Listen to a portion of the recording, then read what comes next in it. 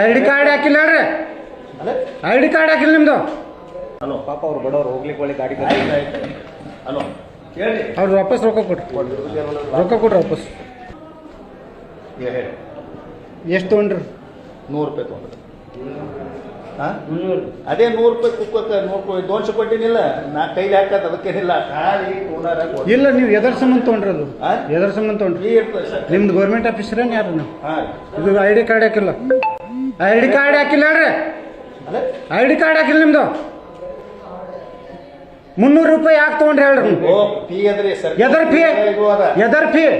ಎದರ್ fee? Receipt ಕೊಡು. 300 ರೂಪಾಯಿ receipt ಕೊಡು. ಕೊಡ್ರಿ ಕೊಡ್ರಿ. I D card ಹಾಕೋರಿ.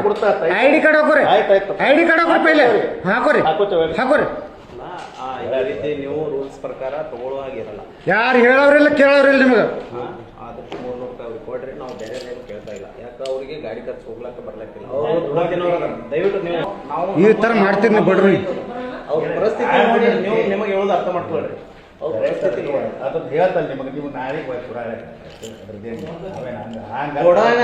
ಕೊಡುವಾಗ ಹೇಳ್ತೀನಿ ಅನ್ನೋ ವಿಚಾರ ಬೇಡ. ಆಯ್ತಾಯ್ತು. ನಾಳೆಗೆ ಅವರಿಗೆ ಅದು ಸಿಗ್ಬೇಕು. ಹೌದು.